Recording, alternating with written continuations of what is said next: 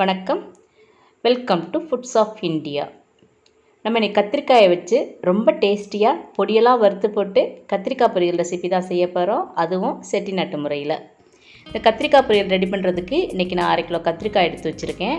கத்திரிக்காய் முதல்ல எப்படி சூஸ் பண்ணுங்கிறத பார்க்கலாம். கத்திரிக்காயோட தோல் வாடி போகாமல் நல்ல இந்த மாதிரி ஷைனிங்காக இருக்கணும். கையால் அழுத்தி பார்த்தோம்னா ரொம்ப ரஃப்பாக இல்லாமல் இந்த மாதிரி ஸ்மூத்தாக இருக்கணும்.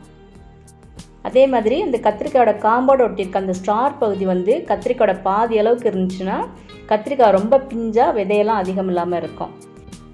பொரியல் ரெடி பண்ணுறதுக்கு கத்திரிக்காயை நம்மளுக்கு தேவையான சைஸில் நம்ம கட் பண்ணி எடுத்துக்கலாம். நான் இந்த மாதிரி சின்ன சின்ன பீஸாக கட் பண்ணி எடுத்துருக்கேன்.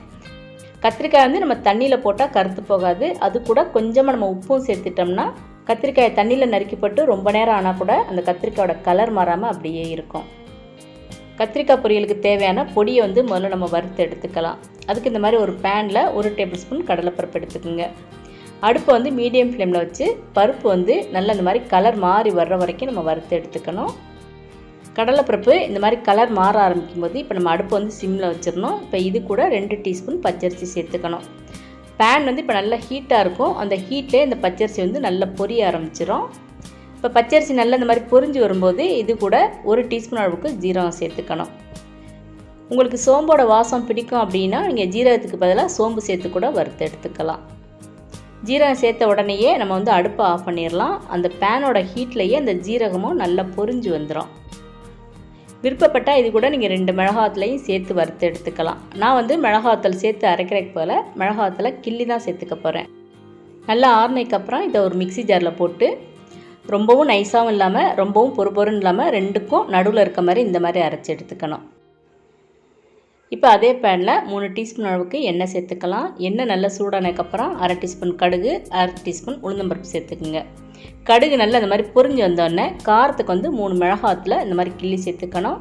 மிளகாத்தில் நம்ம பொடியோடு சேர்த்து அரைச்சிருந்தோம்னா அந்த மிளகாத்தூள் போட தேவை கிடையாது. இப்போ இது கூட ஒரு மீடியம் சைஸ் பெரிய வெங்காயத்தை இந்த மாதிரி பொடியாக நறுக்கி சேர்த்துக்கலாம். அப்புறம் வாசத்துக்கு கொஞ்சமாக கருவேப்பிலை சேர்த்துக்கணும்.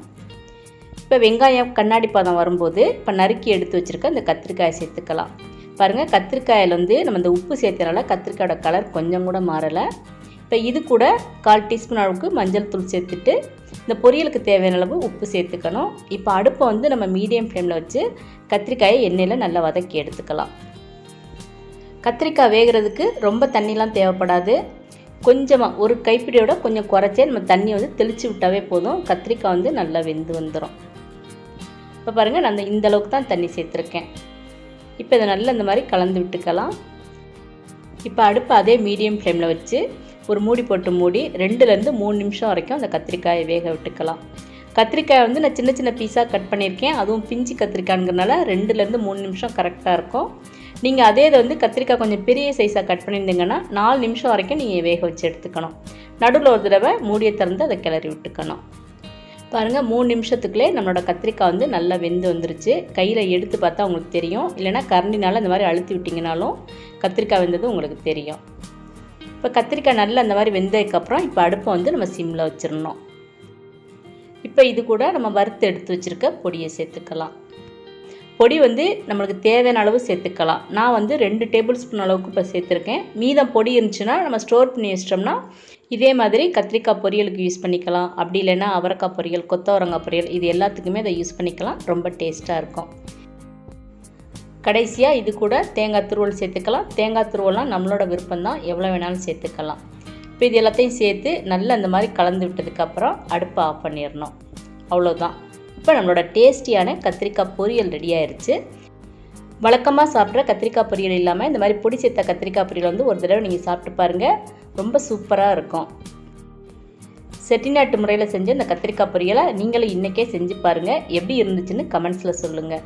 இந்த வீடியோ உங்களுக்கு பிடிச்சிருந்ததுன்னா லைக் பண்ணுங்கள், ஷேர் பண்ணுங்கள். மறக்காமல் ஃபுட்ஸ் ஆஃப் இந்தியா சேனலை சப்ஸ்கிரைப் பண்ணுங்கள். தேங்க்ஸ் ஃபார் வாட்சிங்.